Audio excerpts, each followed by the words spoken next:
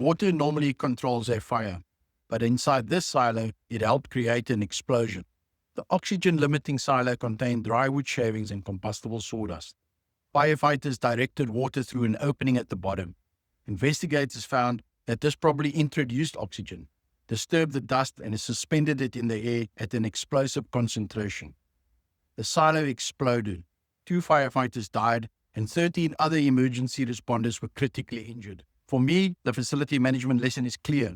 Emergency responders must understand the unusual hazards on your property before an incident occurs.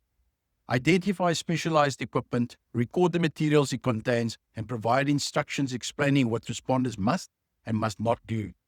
Keep that information outside the risk area, where it can be accessed during an emergency.